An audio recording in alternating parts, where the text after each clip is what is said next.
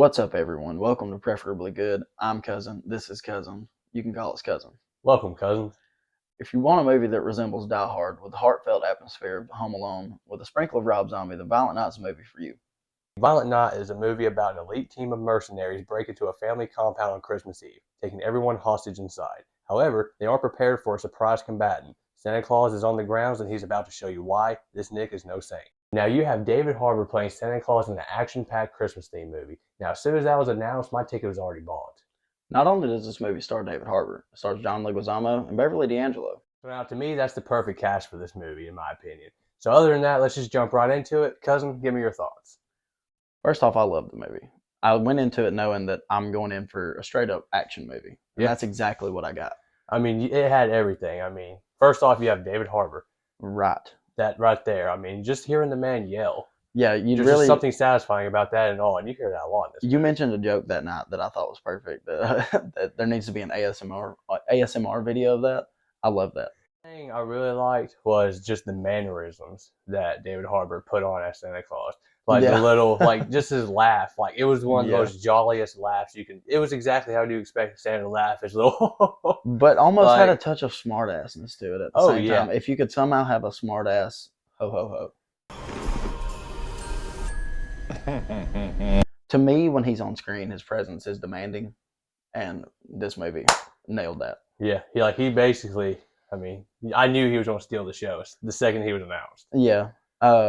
So throughout the movie, you're going to notice Easter eggs. Some of them might have to look pretty hard for, but especially towards the end, there is a big montage of Home Alone Easter eggs, and a bunch of them have to do with Home Alone 3, which, in our opinion, is one that kind of gets overlooked a lot. Yeah, it's definitely not as good or top tier as the first two. No. But I mean, it definitely deserves a lot more love than it has. I mean, for God's sakes, that movie actually has Scarlett Johansson in it when she was young in it. Right. Yeah, like that. It just came to my head now. Like, holy crap! I know. So much about this movie actually reminded me of Home Alone 3. Not just like the actual Easter eggs, like kind of the feel of it. Just an adult version, of course. Oh yeah, obviously. That's where the Rob Zombie comes in. Yeah, and that scene alone, like when you watch the movie, you'll see like, holy crap, the freaking bad guys in that movie, they really went through it. Oh, yeah. Yeah, what did you think of the characters? One thing I want to hit at real quick is that this movie is very character heavy. And it is. I'm going to have to admit, I'm not able to remember all of them. Yeah, because some of them, like, this is something that did kind of bother me in the movie, because it's like, you got the little girl, Trudy. Yes. Like her and David Harbour, like the relationship that they've gathered in that movie where they're like on the walkie-talkies and all that, like, that her parents gave her. Like, her parents are just not memorable to me. Yeah. Like, even though, like, even in the scene, like, there's scenes where, like, the bad guys are, like, threatening them or, like, going at them. And I'm just like, as long as Trudy and David Harbour's all right. Yeah. Those scenes are exactly what they sound like. They're just filler. That is one thing. That's why you need to have it in your mind already going into this that you're going for an action movie. Yeah. You're not going for some grouping story. You have to set your expectations for what it is. Yeah. Set your expectations for an action movie, because that's what you're going to get. And there's going to be some little quippy one-liners that pop up. Santa Claus is coming to town. Oh, yeah. But overall, it is a very good action movie with a heartfelt message. And plus, I do like how it kind of gives you a little bit of a backstory about him. We won't go that far into it. Yeah. Because we don't want to ruin that part. But it kind of helps set up that we could possibly get more movies, a prequel. That'd be kind of interesting. Yeah. Although I'm not the biggest fan of prequels, because it's kind of like setting you up for what we already know. But it's still kind of cool. I would like to see the backstory of, back in that time with him. Right. I mean, I think it'd be sick. In a way, I can agree, but at the same time, I kind of want this movie to be left as a one and done. But that doesn't mean that if they announce something else that I wouldn't watch it. Oh yeah, let's be real here. Like, if they announced a sequel, I'd be like, okay, I'm in. Right. Like, no doubt, I'm going to see it. I would prefer that they didn't, though. Yeah, because some movies are just better to just be left alone. Like, this is, I mean, can you say it's an instant classic? Maybe not yet. In the action genre. Yeah, I would say instant classic. Yes. because like I mean, already like this is a movie I plan on watching every year around this time. Oh yeah, for sure. It's definitely good. Yeah. Okay. So yeah, I would say classic. Yeah, I would say it's an instant classic. It worked out like everything. Like they executed it good. Yes. Very very well.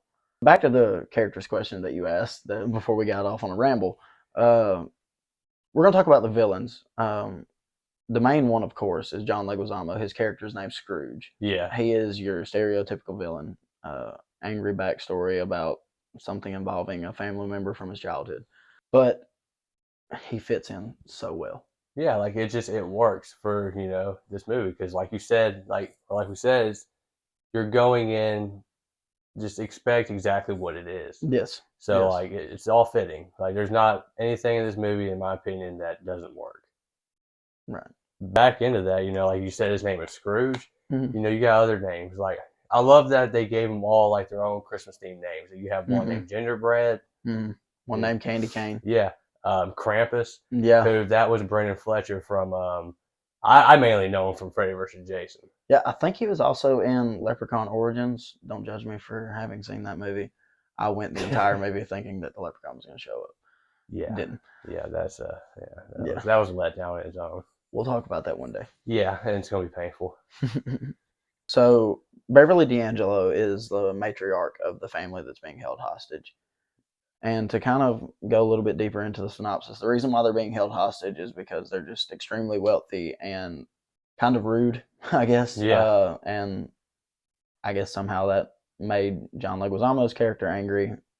So that's kind of their motives for the hostage. So what did you think what they did with the story about how, the reason why he isn't so jolly or looking forward to Christmas anymore is because of all the greed and all that stuff. People just want money or video games, I feel like it kind of had to be in it, like they wanted, that's where the heartfeltness comes in of like, this is still a Christmas movie, believe it or not. Yeah. So it's got to have some sort of message behind it. And that's the message they went with. So it fits. It does. And I can understand it, like it being from Santa's point of view, where like how kids are just greedy, how the whole world's greedy now. So I did kind of like that concept. Yeah, because it fits in today's time. Yeah, it fit in so perfectly. I like how he had an excuse for everything. It was Christmas magic. Right. Because I don't even know how to explain it. Yeah, they go into his magical powers a little bit, and his Santa's sack is pretty cool. Oh yeah, the sack. Yeah, the sack's magical. Santa's sack is OP. You basically you just reach in and whatever you pull out is a gift. Yeah, it's just a random present. Yes, and a lot of it's video games. You can just tell. Yeah, just they're all rectangle shaped boxes. Yeah, so it's like I think a baseball bat shows up at one point. Yeah. In all, this is a good film. Yeah, I enjoyed it. There were certain points where I felt like scenes weren't needed, but that to me that happens in any movie. Yeah, no movie does not have any bit of filler. Yeah, I mean opinion. That's just how it's. I mean, that's how you get people in seats. You gotta have something. You gotta have a good runtime. Right. If there's anything else you want to talk about, cousin? No, I think that should just about cover it. All right, guys. Obviously, if you're looking up this review, that means you've either given it thought or you've watched it. If you watched it, comment below. Let us know what you thought. Yeah, please give us any feedback. Tell us what you want to see. We'll do our best to give you what you want. Yep. Be patient with us. And like, share, and subscribe.